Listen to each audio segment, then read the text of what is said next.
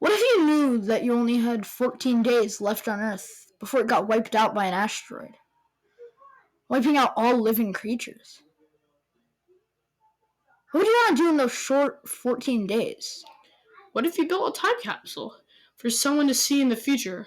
Only one problem: there would be no someone. What would you want to do with that capsule knowing that no one else on Earth would see it after those long-awaited 14 days are up? Now what if you took that time capsule and you launched it into space? The capsule would go on and on and on forever unless... What if that capsule hit something? Something that was alive. Something that understood the capsule. They could finally discover what's on Earth. Or should I say, what was on Earth. They would finally know what humans were, what we did, what we ate, even if we were already long gone. This idea of a time capsule in space sounds like a new, modern concept. Except, it isn't.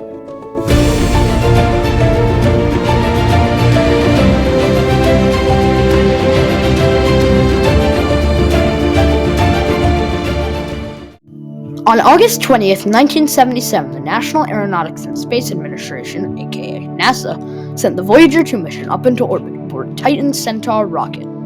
The Voyager 1 was sent up also in a Titan Centaur rocket, but 16 days later. Weird, huh? Both missions were launched in Florida at the Cape Canaveral Space Force Station, although back then it was known as the Cape Canaveral Air Force Station.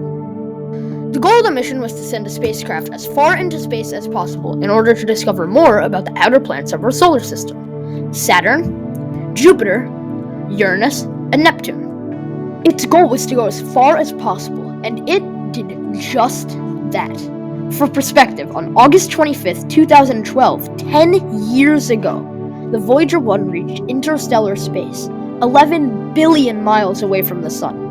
And the Voyager 1 reached the same milestone 6 years later, on November 5th, 2018. Even though it was launched 16 days after the Voyager 2, the Voyager 1 reached farther into the solar system faster due to its different trajectory and faster speed. The mission director was Edward C. Stone, a University of Chicago graduate that retired in 2022. Before that, though, he led the Voyager mission for over 50 years, since 1972. Every day that we survive, Voyager 2 sets a new record for longevity, and right now that's 46 and a half years, and Voyager 1's just a couple weeks younger. And also every day then Voyager 1 sets a new distance record. It's the farthest human object from Earth at like 15 billion miles now. Although they had different trajectories, both Voyagers are completely identical. On board, both Voyagers were equipped with the tools to conduct 10 different experiments. The tools they had included television cameras, infrared and ultraviolet sensors, magnetometers, plasma detectors, and cosmic ray and charged particle sensors. The camera on the Voyager 2 was turned off in 1989 after taking its iconic pale blue dot image. The camera on the Voyager 1 was turned off 1 year later in 1990 after taking the Solar System family portrait photo. NASA says that scientific data from the Voyagers will stop being collected in 2025, but we will lose full contact with the spacecrafts in 2036. All of the equipment on the Voyagers seem to have a purpose, except for one: the golden record. At first glance, it looks like a normal record. You start to question why they're even on the Voyagers until you take a closer look. You see diagrams of sound waves and hydrogen, and even the record itself. And if you play the record, it'll show you 115 images of different Earth things, like a woman in a grocery store, or a group of children in a class.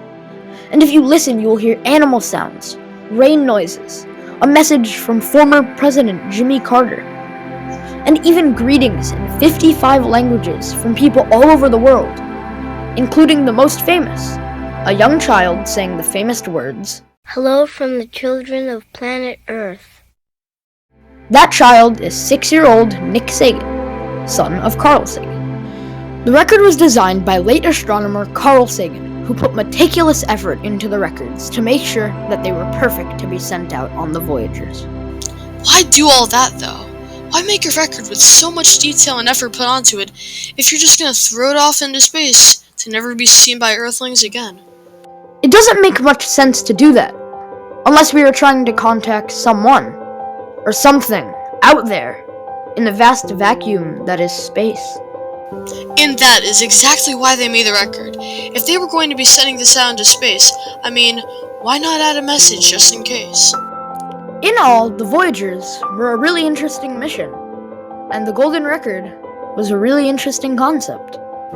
Hey, who knows? Maybe one day it will reach extraterrestrials. And we'll be real glad we launched those records. So we're still trying to recover Voyager 1. We know it's pointed at the Earth because we're getting what's called a carrier signal, which is just a tone that says I'm alive, I'm pointing at the Earth. So something in the computers got messed up somehow that it's not giving us telemetry, and we're diagnosing that and trying to figure out backdoor ways to, change some stuff in memory and see if we can get the data back. Yeah. So that's been 3 months and counting, and we're going to keep working that.